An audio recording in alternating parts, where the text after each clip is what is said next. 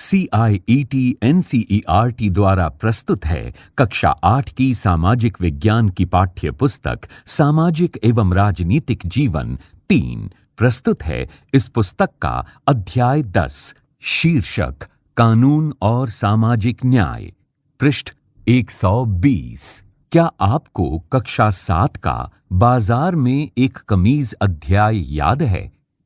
वहां हमने देखा था कि बाजारों की श्रृंखला किस तरह कपास उत्पादकों को सुपर बाजार में कमीज खरीदने वाले ग्राहक से जोड़ देती है।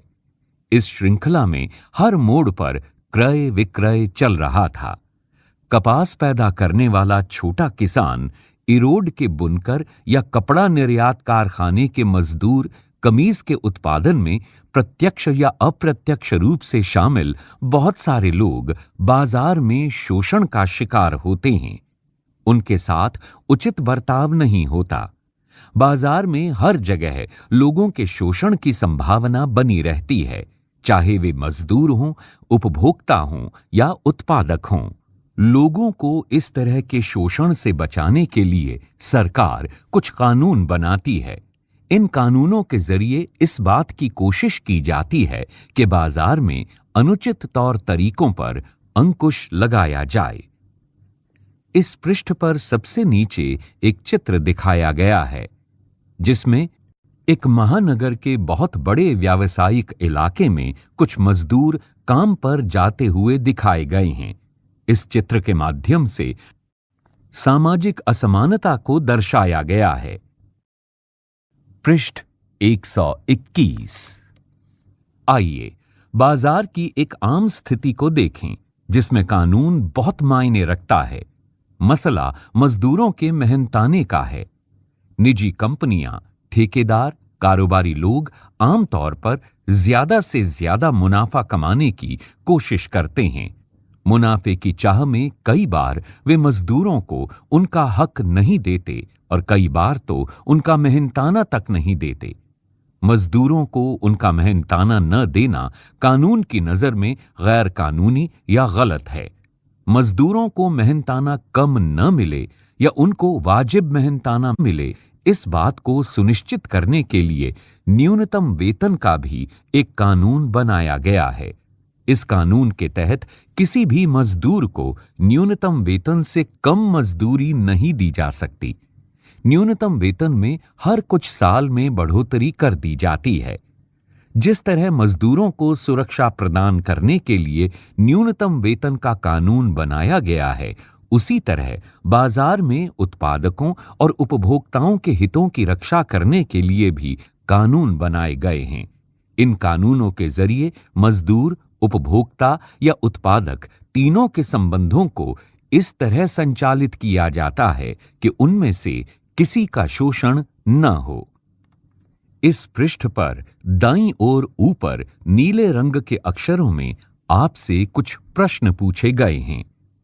न्यूनतम वेतन के लिए कानून की जरूरत क्यों पड़ती है? पता लगाएं। क, आपके राज्य में निर्माण मजदूरों के लिए तय न्यूनतम वेतन क्या है? ख, क्या आपको निर्माण मजदूरों के लिए तय न्यूनतम वेतन सही, कम या ज्यादा लगता है? ग, न्यूनतम वेतन कौन तय करता है? इस पृष्ठ पर सबसे नीचे एक मिल का दृश्य दिखाया गया है। साथ ही लिखा है, अहमदाबाद के एक कपड़ा मिल में काम करते मजदूर बिजली से चलने वाले करघों के साथ बढ़ती प्रतिस्पर्धा के कारण 1980 और 1990 के दशकों में ज्यादातर कपड़ा मिल बंद हो गए थे। पावरलूम बिजली से चलने वाले करघों को कहते हैं। ये 4 से 6 करघों की छोटी इकाई है। इन करघों के मालिक खुद उन पर काम करते हैं और परिवार के लोगों के साथ बाहर के श्रमिकों को भी काम में लगाते हैं। ये जानी हुई बात है कि बिजली से चलने वाले करघों में कार्य स्थितियां बहुत खराब होती हैं। पृष्ठ 122। तालिका संख्या 1 में विभिन्न पक्षों की सुरक्षा से संबंधित कुछ महत्वपूर्ण कानून दिए गए हैं। उसमें से दिए गए कॉलम 2 और कॉलम 3 में बताया गया है कि ये कानून क्यों और किसके लिए जरूरी हैं। कक्षा में चर्चा के आधार पर इस तालिका के खाली खानों को भरें। तालिका 1। इस पृष्ठ पर पीले रंग के बक्से में तालिका 1 दिखाई गई है। इसमें सबसे ऊपर 3 शीर्षक लिखे गए हैं। पहला, कानून। दूसरा, इसकी जरूरत क्यों है। व तीसरा, यह कानून किसके हित में है। कानून शीर्षक के नीचे पहले कॉलम में लिखा गया है न्यूनतम मेहनताना कानून। इसमें यह निश्चित किया गया है कि किसी का भी मेहनताना एक निर्धारित न्यूनतम राशि से कम नहीं होना चाहिए। इसकी जरूरत क्यों है शीर्षक के नीचे लिखा गया है बहुत सारे मजदूरों को उनके मालिक सही मेहनताना नहीं देते। चूंकि मजदूरों को काम की जरूरत होती है, इसलिए वे सौदेबाजी भी नहीं कर पाते और बहुत कम मजदूरी पर ही काम करने को तैयार हो जाते हैं। तीसरे शीर्षक यानी ये कानून किसके हित में है के नीचे पहले कॉलम में लिखा गया है ये कानून सारे मजदूरों, खास तौर से खेत मजदूरों, निर्माण मजदूरों, फैक्ट्री मजदूरों, घरेलू नौकरों आदि के हितों की रक्षा के लिए बनाया गया है।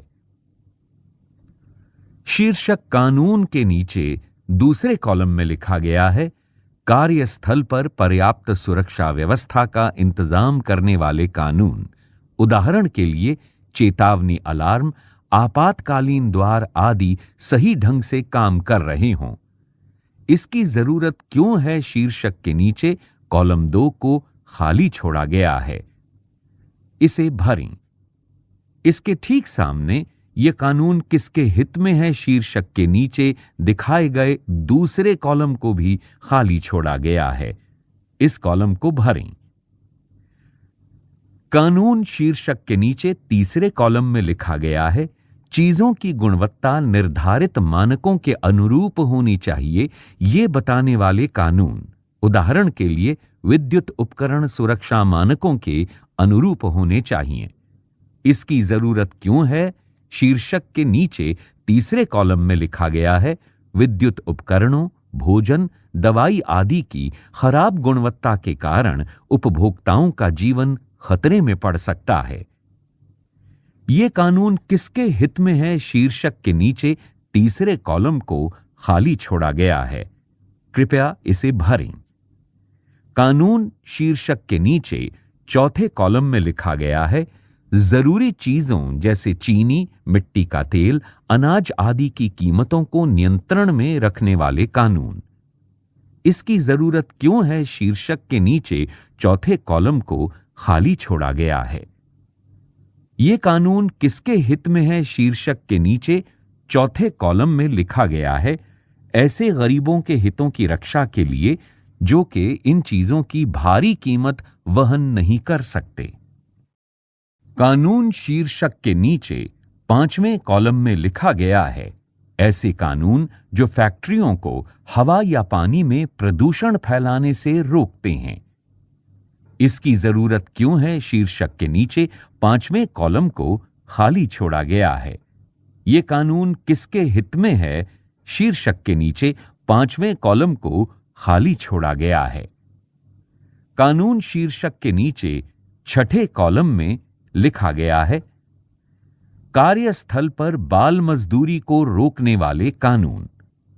इसकी जरूरत क्यों है शीर्षक के नीचे छठे कॉलम को खाली छोड़ा गया है। यह कानून किसके हित में है इसके नीचे छठे कॉलम को भी खाली छोड़ा गया है। कृपया इन कॉलम को भरें। कानून शीर्षक के नीचे सातवें कॉलम में लिखा गया है मजदूर यूनियन या संगठन बनाने से संबंधित कानून।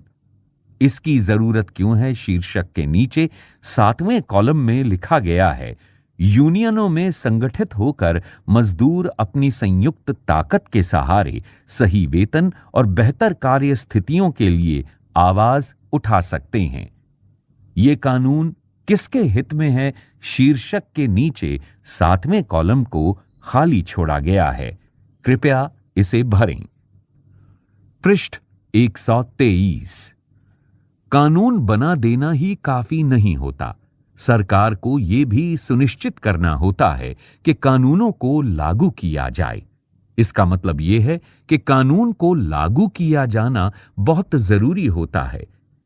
जब कोई कानून ताकतवर लोगों से कमजोर लोगों की रक्षा के लिए बनाया जाता है, तो उसको लागू करना और भी महत्वपूर्ण बन जाता है। उदाहरण के लिए, प्रत्येक मजदूर को सही वेतन मिले, ये सुनिश्चित करने के लिए सरकार को कार्यस्थलों का नियमित रूप से निरीक्षण करना चाहिए, और अगर कोई कानून का उल्लंघन करता है तो उसको सजा देनी चाहिए। अगर मजदूर गरीब या शक्तिहीन है तो आमदनी गंवाने या बदले की कार्रवाई के डर से वो कम वेतन पर भी काम करने को तैयार हो जाता है। मालिक भी इस बात को अच्छी तरह समझते हैं। वे अपनी ताकत का इस्तेमाल करते हैं ताकि मजदूरों से कम पैसे में काम कराया जा सके। ऐसी सूरत में यह बहुत जरूरी होता है कि संबंधित कानूनों को अच्छी तरह लागू किया जाए। इन कानूनों को बनाने, लागू करने और कायम रखने के लिए सरकार व्यक्तियों या निजी कंपनियों की गतिविधियों को नियंत्रित कर सकती है, ताकि सामाजिक न्याय सुनिश्चित किया जा सके। इनमें से बहुत सारे कानूनों का जन्म भारतीय संविधान में दिए गए मौलिक अधिकारों से हुआ है। उदाहरण के लिए, शोषण से मुक्ति के अधिकार का अर्थ है कि किसी को भी कम मेहनताना पर काम करने या बंधुआ मजदूर के तौर पर काम करने के लिए मजबूर नहीं किया जा सकता। संविधान में यह भी कहा गया है कि 14 साल से कम उम्र के किसी भी बच्चे को किसी कारखाने या खदान या किसी अन्य खतरनाक व्यवसाय में काम पर नहीं रखा जाएगा। व्यवहार में ये कानून किस तरह सामने आते हैं, ये कानून सामाजिक न्याय की चिंताओं को किस हद तक संबोधित करते हैं, इस अध्याय में हम ऐसे ही कुछ सवालों की पड़ताल करेंगे। इस पृष्ठ पर दाईं ओर नीचे बर्तन मांजते हुए एक लड़की को दिखाया गया है। इसी तरह इस पृष्ठ पर बाईं ओर नीचे चाय की एक दुकान पर काम करते हुए 2 बच्चों को दिखाया गया है। इन दोनों चित्रों की व्याख्या करते हुए लिखा गया है, सन 2011 की जनगणना के मुताबिक भारत में 5 से 14 साल की उम्र के 40 लाख से ज्यादा बच्चे विभिन्न व्यवसायों में नौकरी करते हैं। इनमें से बहुत सारे बच्चे खतरनाक व्यवसायों में हैं। 2016 में संसद ने बाल श्रम प्रतिषेध एवं विनियमन अधिनियम 1986 में यह संशोधन किया है कि 14 वर्ष से कम आयु के बच्चों के सभी व्यवसायों में तथा किशोरों यानी 14 से 18 वर्ष के जोखिमकारी व्यवसायों और प्रक्रियाओं में नियोजन करने पर प्रतिबंध है। बच्चों या किशोरों के नियोजन को अब एक संज्ञेय अपराध बना दिया गया है। 2017 में एक online portal https://pencil.gov.in platform for effective enforcement for no child labour pencil प्रारंभ हुआ है। यह पोर्टल शिकायतें दर्ज कराने, चाइल्ड ट्रैकिंग तथा राष्ट्रीय बाल श्रम परियोजना NCLP के कार्यान्वयन एवं मॉनिटरिंग के लिए है। पृष्ठ 124। भोपाल गैस त्रासदी। 24 साल पहले भोपाल में दुनिया की सबसे भीषण औद्योगिक त्रासदी हुई। भोपाल में यूनियन कार्बाइड नामक अमेरिकी कंपनी का कारखाना था जिसमें कीटनाशक बनाए जाते थे। 2 दिसंबर 1984 को रात के 2 बजे यूनियन कार्बाइड के इसी संयंत्र से मिथाइल आइसोसाइनाइड यानी मिक गैस रिसने लगी। ये बेहद जहरीली गैस होती है। इस पृष्ठ पर बाईं ओर बीच में अपने माथे को पकड़े हुए एक महिला दिखाई गई है। ये भोपाल गैस त्रासदी की पीड़िता हैं। नाम है अजीजा सुल्तान। इस दुर्घटना की चपेट में आने वाली अजीजा सुल्तान तकरीबन 12:30 बजे मुझे अपने बच्चे की तेज खांसी की आवाज सुनाई दी। कमरे में हल्की सी रोशनी थी। मैंने देखा कि पूरा कमरा सफेद धुएं से भरा हुआ था। मुझे लोगों की चीखने की आवाजें सुनाई दी। सब कह रहे थे, भागो भागो। इसके बाद मुझे भी खांसी आने लगी। लगता था जैसे मैं आग में सांस ले रही हूं। आंखें बुरी तरह जलने लगी। अगली सुबह 3 दिन के भीतर 8,000 से ज्यादा लोग मौत के मुंह में चले गए। लाखों लोग गंभीर रूप से प्रभावित हुए। इस पृष्ठ पर बाईं ओर नीचे सामूहिक अंतिम संस्कार का चित्र दिखाया गया है। इस पृष्ठ पर दाईं ओर सबसे नीचे गैस से बुरी तरह से प्रभावित एक बच्चे का दृश्य दिखाया गया है। जहरीली गैस के संपर्क में आने वाले ज्यादातर लोग गरीब कामकाजी परिवारों के लोग थे। उनमें से लगभग 50,000 लोग आज भी इतने बीमार हैं कि कुछ काम नहीं कर सकते। जो लोग इस गैस के असर में आने के बावजूद जिंदा रह गए, उनमें से बहुत सारे लोग गंभीर श्वास विकारों, आंख की बीमारियों और अन्य समस्याओं से पीड़ित हैं। बच्चों में अजीबोगरीब विकृतियां पैदा हो रही हैं। इस चित्र में दिखाई दे रही लड़की इस बात का उदाहरण है।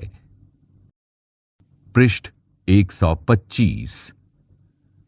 इस पृष्ठ पर बाईं ओर सबसे ऊपर यूनियन कार्बाइड कंपनी के कर्मचारियों द्वारा निकाले गए एक विरोध प्रदर्शन का दृश्य दिखाया गया है।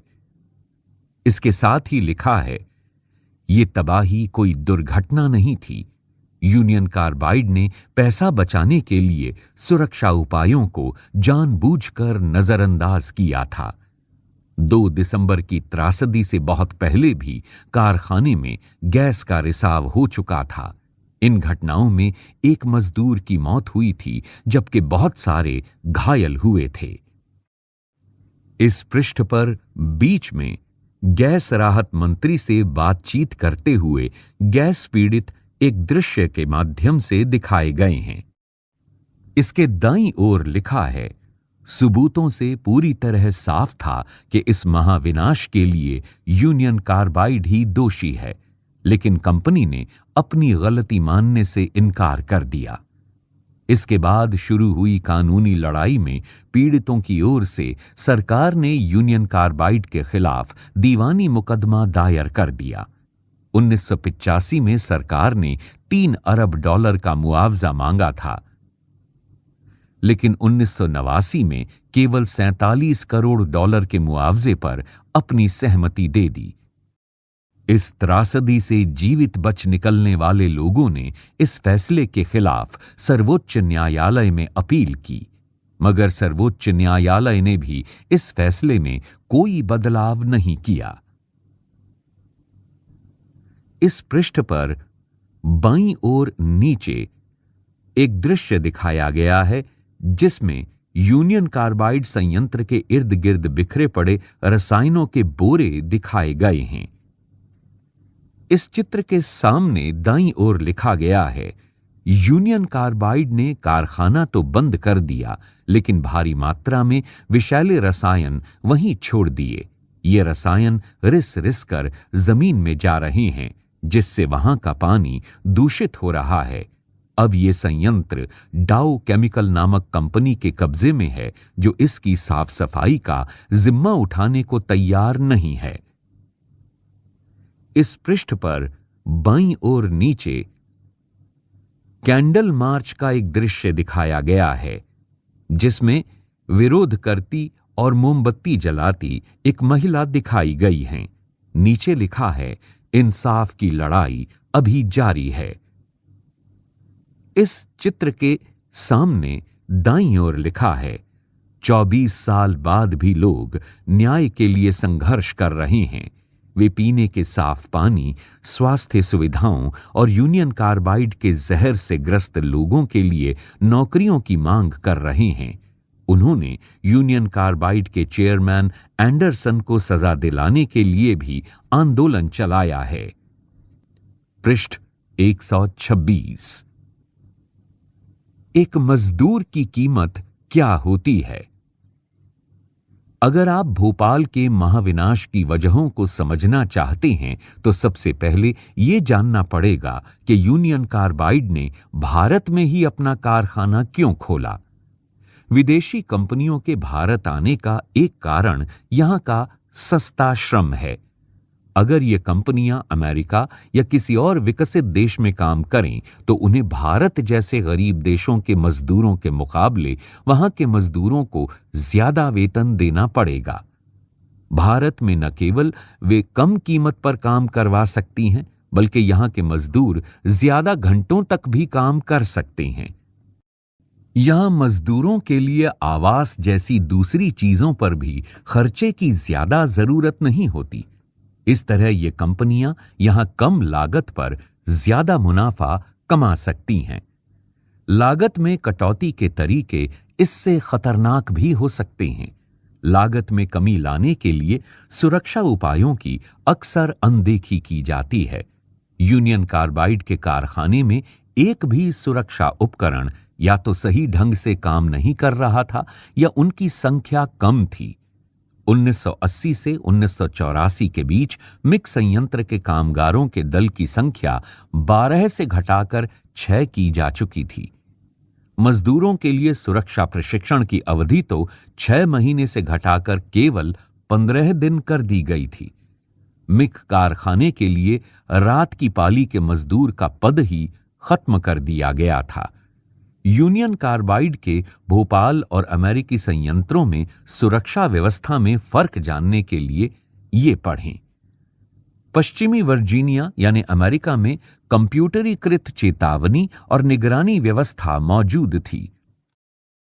भोपाल के यूनियन कार्बाइड कारखाने में गैस के रिसाव के लिए केवल मजदूरों के अंदाजे के सहारे काम चलाया जाता था।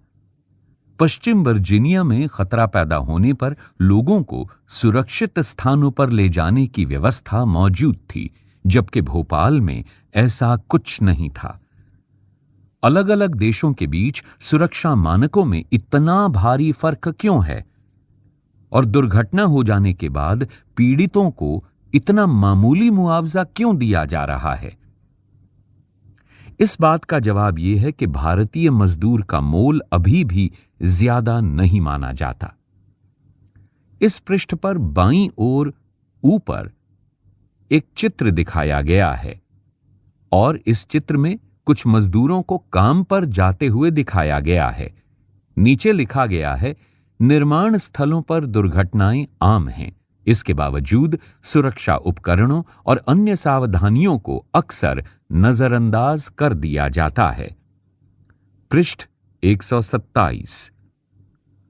एक मजदूर जाता है तो फौरन उसकी जगह दूसरा मिल सकता है।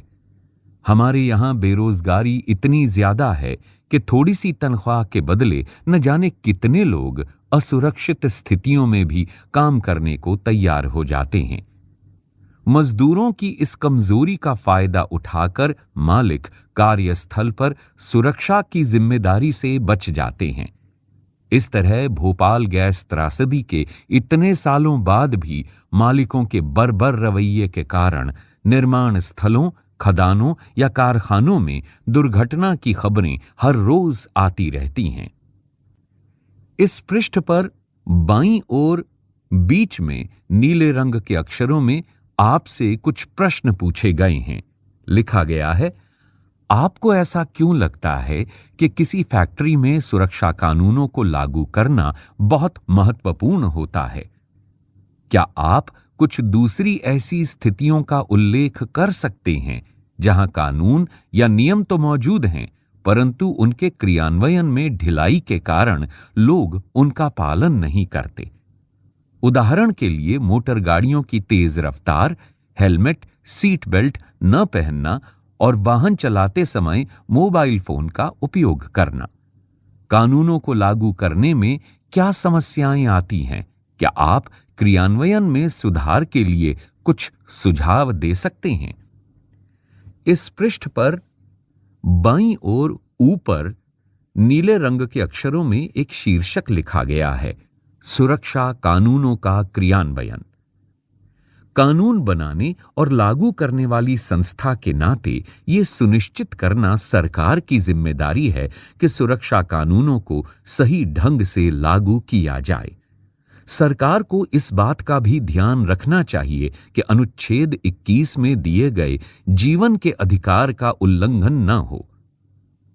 जब यूनियन कार्बाइड संयंत्र में सुरक्षा मानकों की इस तरह खुलेआम अवहेलना हो रही थी तो सरकार क्या कर रही थी? पहली बात, भारत में सुरक्षा कानून ढीले थे। दूसरा, उन कमजोर सुरक्षा कानूनों को भी ठीक से लागू नहीं किया जा रहा था। सरकारी अफसर इस कारखाने को खतरनाक कारखानों की श्रेणी में रखने को भी तैयार नहीं थे। इस कारखाने को घनी आबादी वाले इलाके में खोलने पर उन्होंने कोई एतराज नहीं किया। जब भोपाल के कुछ नगर निगम अधिकारियों ने इस बात पर उंगली उठाई कि 1978 में मिक उत्पादन कारखाने की स्थापना सुरक्षा मानकों के खिलाफ थी, तो सरकार का कहना था कि प्रदेश को भोपाल के संयंत्र में लगातार निवेश चाहिए ताकि रोजगार मिलते रहें। सरकार की राय में यूनियन कार्बाइड से इस बात की मांग करना असंभव था कि वो साफ सुथरी तकनीक या ज्यादा सुरक्षित प्रक्रियाओं को अपनाए। सरकारी निरीक्षक कारखाने में अपनाई जा रही दोषपूर्ण प्रक्रियाओं को बार बार मंजूरी देते रहे।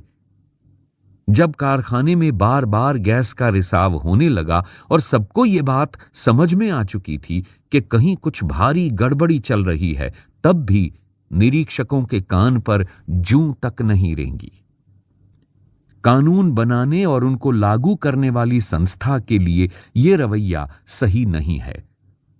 लोगों के हितों की रक्षा करने के बजाय सरकार और निजी कंपनियां दोनों ही उनकी सुरक्षा को नजरअंदाज करती जा रही थीं।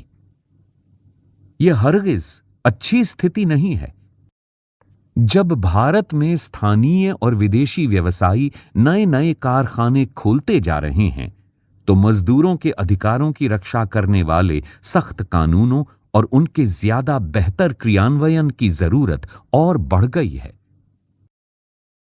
इस पृष्ठ पर दाईं ओर सबसे नीचे डिज्नीलैंड का दृश्य दिखाया गया है।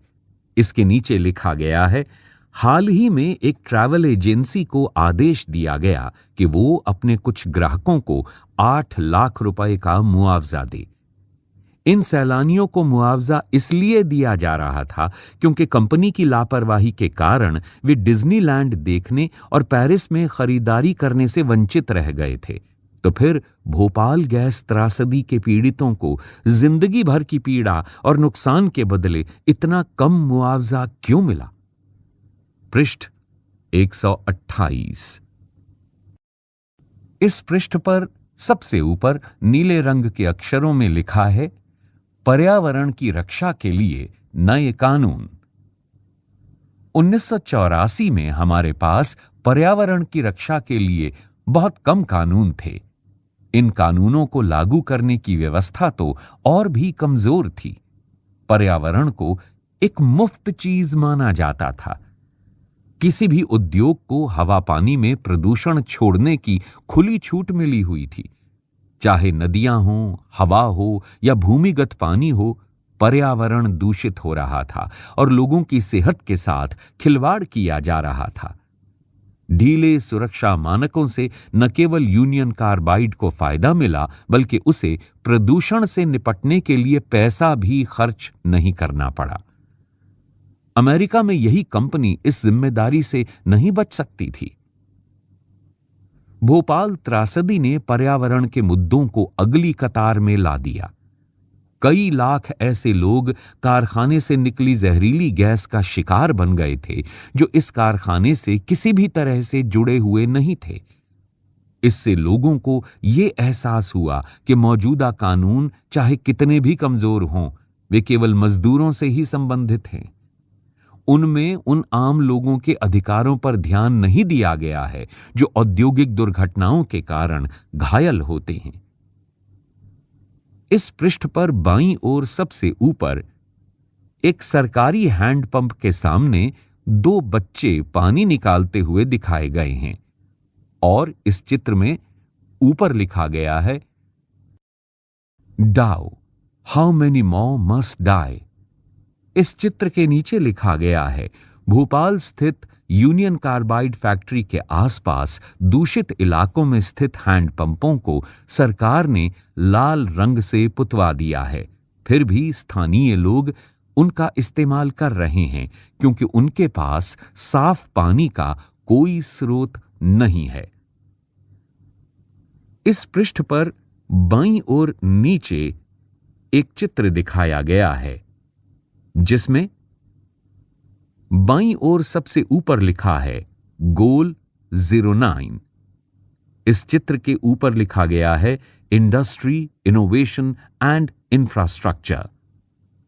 इस चित्र में एक कारखाने में एक मजदूर को काम करते हुए दिखाया गया है। इस चित्र के नीचे लिखा गया है सतत विकास लक्ष्य 9, उद्योग, नवाचार और बुनियादी सुविधाएं, www.in.undp.org।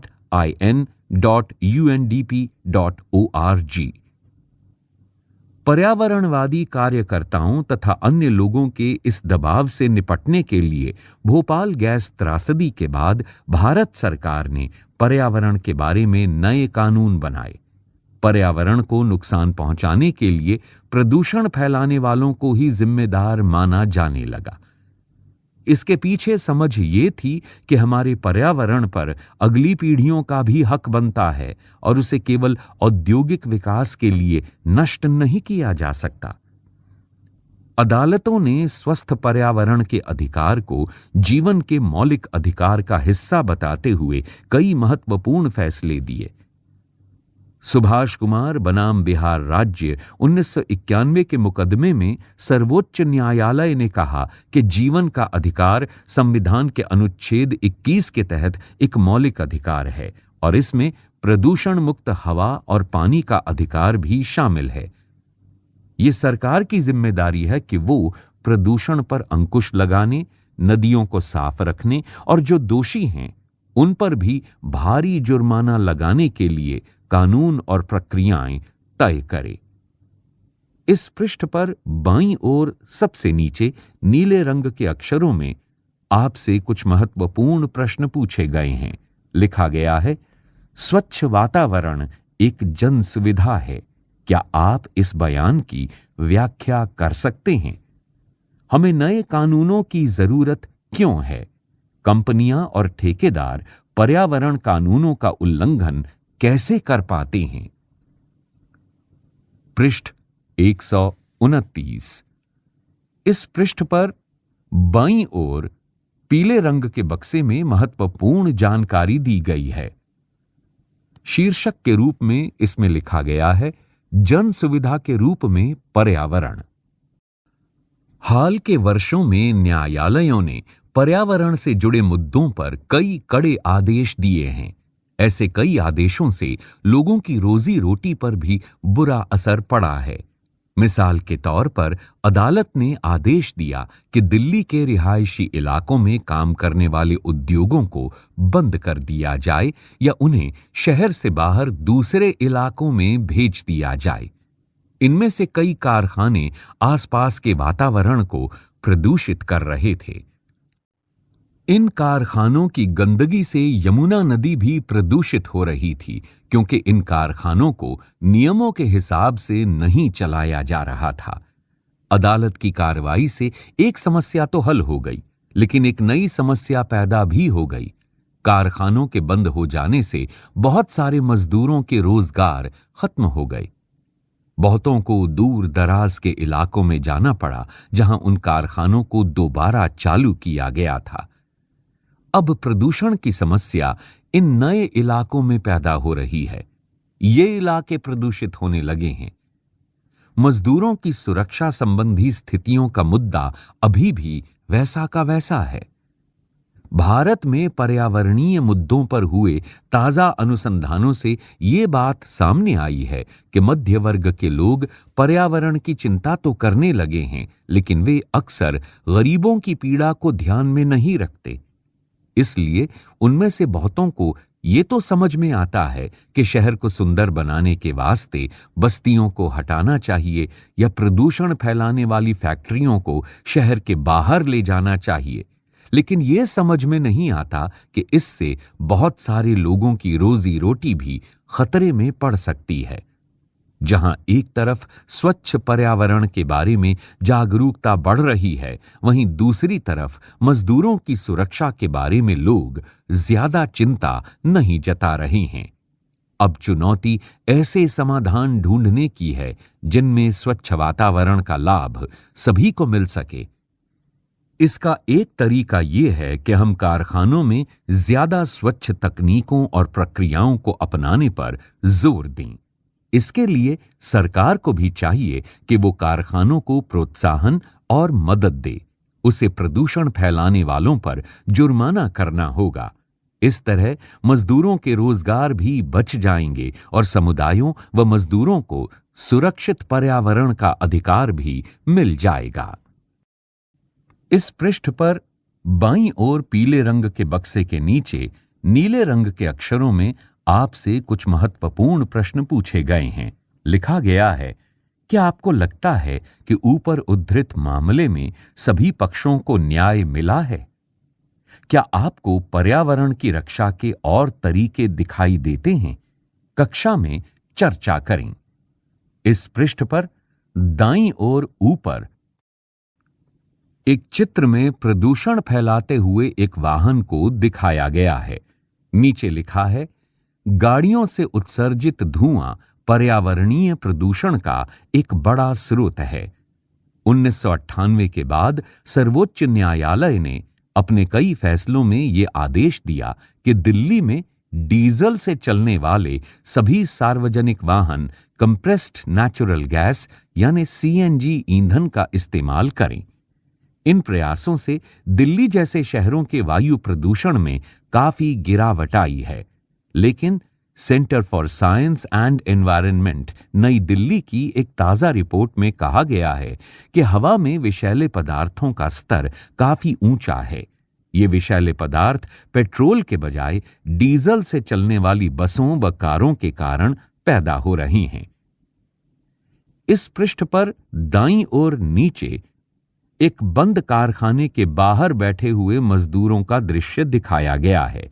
नीचे लिखा है, बंद कारखानों के बाहर परेशान मजदूर। इसकी व्याख्या के रूप में लिखा गया है, रोजगार छिन जाने के बाद बहुत सारे मजदूर छोटा मोटा व्यापार या दिहाड़ी मजदूरी करने लगते हैं।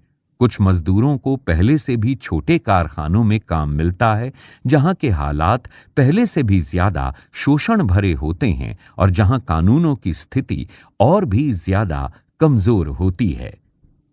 पृष्ठ 130। इस पृष्ठ में सबसे ऊपर एक चित्र में एक बंदरगाह पर खड़े हुए समुद्री जहाज को दिखाया गया है। बाईं ओर इसकी व्याख्या के रूप में लिखा गया है, विकसित देश अपने विषैले और खतरनाक उद्योगों को विकासशील देशों में ले जा रही हैं ताकि इन देशों के कमजोर कानूनों का फायदा उठा सकें और अपने देशों को साफ सुथरा रख सकें।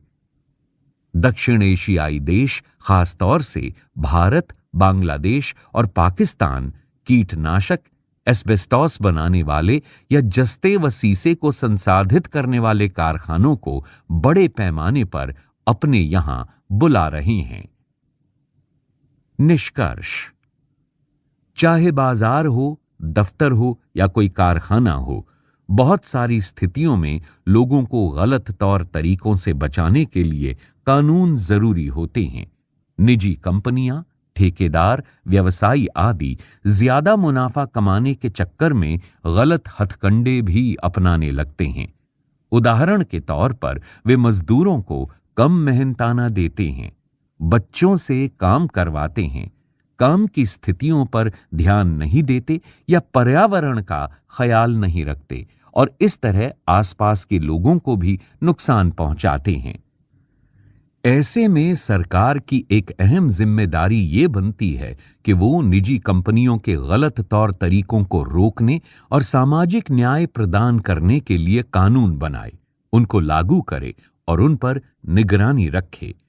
यानी न सरकार को केवल सही कानून बनाने चाहिए बल्कि उनको लागू भी करना चाहिए।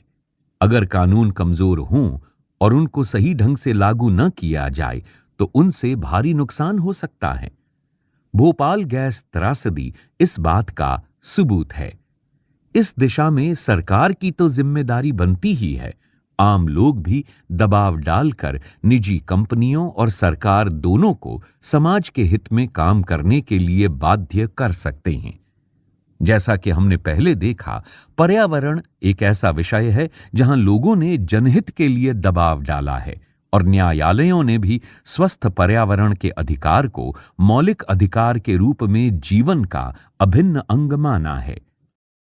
इस अध्याय में हमने इस बात पर जोर दिया है कि लोगों को इस बात के लिए आवाज उठानी चाहिए कि स्वस्थ वातावरण की सुविधा सबको मिले। इसी तरह मजदूर अधिकारों यानी काम का अधिकार, सही मेहनताना और मानवोचित कार्य स्थितियों का अधिकार के क्षेत्र में भी अभी हालात काफी खराब हैं। लोगों को इस बात के लिए आवाज उठानी चाहिए कि कामगारों के अधिकारों की रक्षा के लिए सख्त कानून बनाए जाएं ताकि सबको जीवन का अधिकार मिल सके। पृष्ठ 131। अभ्यास 1। दो मजदूरों से बात करके पता लगाएं कि उन्हें कानून द्वारा तय किया गया न्यूनतम वेतन मिल रहा है या नहीं। इसके लिए आप निर्माण मजदूरों, खेत मजदूरों, फैक्ट्री मजदूरों या किसी दुकान पर काम करने वाले मजदूरों से बात कर सकते हैं। 2। विदेशी कंपनियों को भारत में अपने कारखाने खोलने से क्या फायदा है। 3। क्या आपको लगता है कि भोपाल गैस त्रासदी के पीड़ितों को सामाजिक न्याय मिला है? चर्चा करें। 4। जब हम कानूनों को लागू करने की बात करते हैं तो इसका क्या मतलब होता है? कानूनों को लागू करने की जिम्मेदारी किसकी है? कानूनों को लागू करना इतना महत्वपूर्ण क्यों है? 5। कानून के जरिए बाजारों को सही ढंग से काम करने के लिए किस तरह प्रेरित किया जा सकता है? अपने जवाब के साथ 2 उदाहरण दें। 6। मान लीजिए कि आप एक रासायनिक फैक्ट्री में काम करने वाले मजदूर हैं। सरकार ने कंपनी को आदेश दिया है कि वो वर्तमान जगह से 100 किलोमीटर दूर किसी दूसरे स्थान पर अपना कारखाना चलाए। इससे आपकी जिंदगी पर क्या असर पड़ेगा? अपनी राय पूरी कक्षा के सामने पढ़कर सुनाएं। 7। इस इकाई में आपने सरकार की विभिन्न भूमिकाओं के बारे में पढ़ा है। इनके बारे में एक अनुच्छेद लिखें। 8। आपके इलाके में पर्यावरण को दूषित करने वाले स्रोत कौन से हैं? क हवा, ख पानी और ग मिट्टी में प्रदूषण के संबंध में चर्चा करें। प्रदूषण को रोकने के लिए किस तरह के कदम उठाए जा रहे हैं? क्या आप कोई और उपाय सुझा सकते हैं? 9। पहले पर्यावरण को किस तरह देखा जाता था? क्या अब सोच में कोई बदलाव आया है? चर्चा करें। इस पृष्ठ पर बाईं ओर सबसे नीचे प्रसिद्ध कार्टूनिस्ट आर के लक्ष्मण द्वारा बनाया गया एक कार्टून दिखाया गया है। इसमें 2 महिलाएं 2 बच्चों के साथ में खड़ी हुई हैं। उनमें से एक बच्चा अभी अभी स्कूल से बाहर आया है और उस बच्चे का स्कूल बैग और दूसरा सामान एक दूसरे गरीब बच्चे ने अपनी पीठ पर उठाया हुआ है। स्कूल से आए बच्चे की मां दूसरी महिला से कह रही है, बच्चों पर इस तरह बोझ डालना कितनी बुरी बात है। देखो, मुझे अपने बेटे की मदद के लिए इस लड़के को नौकरी पर रखना पड़ा। 10। प्रसिद्ध कार्टूनिस्ट आर के लक्ष्मण इस कार्टून के जरिए क्या कहना चाह रहे हैं? इसका 2016 में बनाए गए उस कानून से क्या संबंध है जिसको पृष्ठ 123 पर आपने पढ़ा था? पृष्ठ 132। 11 आपने भोपाल गैस त्रासदी और उसके बारे में चल रहे संघर्ष के बारे में पढ़ा है। दुनिया भर के विद्यार्थी न्याय के इस संघर्ष में अपना योगदान दे रहे हैं। वे जुलूस प्रदर्शनों से लेकर जागरूकता अभियान तक चला रहे हैं। उनकी गतिविधियों के बारे में आप www.studentsforbhopal.com पर पढ़ सकते हैं। इस वेबसाइट पर बहुत सारे चित्र, पोस्टर, वृत्तचित्र और पीड़ितों के बयान आदि उपलब्ध हैं। इस वेबसाइट तथा अन्य संसाधनों का इस्तेमाल करते हुए अपनी कक्षा में दिखाने के लिए भोपाल गैस त्रासदी पर एक दीवार पत्रिका यानी वॉलपेपर प्रदर्शनी तैयार करें। पूरे स्कूल को अपनी रचनाएं देखने और उन पर चर्चा करने के लिए आमंत्रित करें। शब्द संकलन। उपभोक्ता, जो व्यक्ति बाजार में बेचने के लिए नहीं बल्कि निजी इस्तेमाल के लिए कोई चीज खरीदता है, उसे उपभोक्ता कहा जाता है। उत्पादक, ऐसा व्यक्ति या संस्थान जो बाजार में बेचने के लिए चीजें बनाता है। कई बार उत्पादक अपने उत्पादन का कुछ हिस्सा निजी इस्तेमाल के लिए भी रख लेते हैं। उदाहरण के लिए किसान।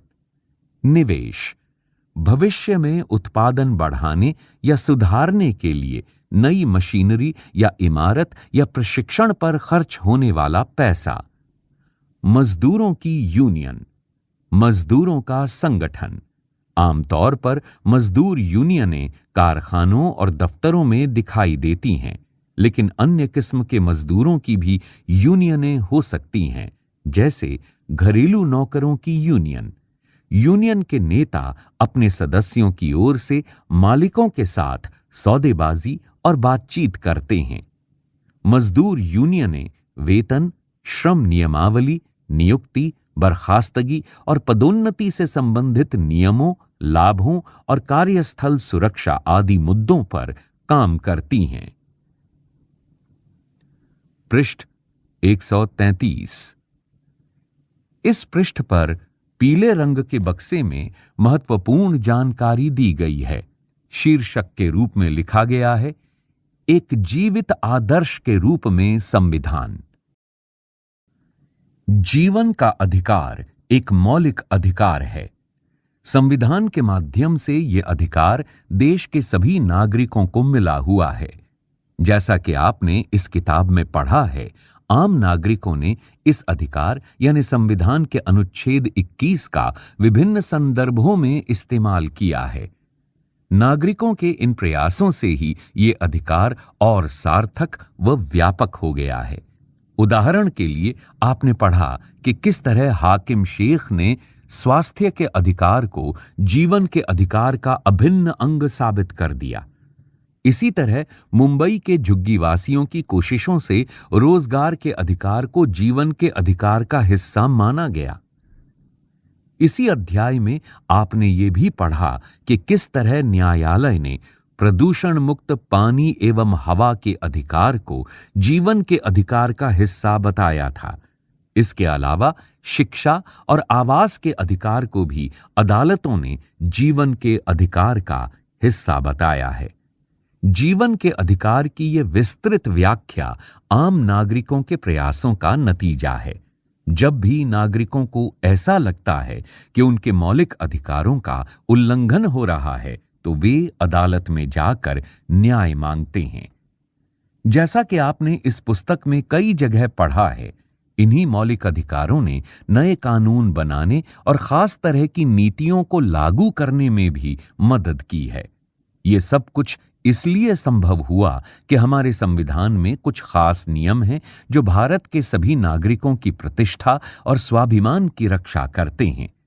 मौलिक अधिकारों तथा कानून के शासन से संबंधित विभिन्न प्रावधानों में इस बात की व्याख्या की गई है। इन उदाहरणों से स्पष्ट हो जाता है कि हमारा संविधान काफी लचीला भी है। इसी आधार पर संविधान द्वारा दिए गए प्रतिष्ठा और न्याय के विचार में नए सिरे से उभर कर आने वाले मुद्दों की सूची का भी समावेश किया जाना चाहिए। इस लचीलेपन के कारण संविधान के प्रावधानों की नई व्याख्याएं की जा सकती हैं। इस आधार पर संविधान को एक जीवंत दस्तावेज माना जा सकता है। स्वास्थ्य का अधिकार या आवास का अधिकार आदि ऐसे मुद्दे हैं जो 1949 में संविधान सभा के सदस्यों द्वारा पेश किए गए संविधान में लिखित तौर पर मौजूद नहीं थे, लेकिन भावना के स्तर पर वे निश्चित रूप से मौजूद थे।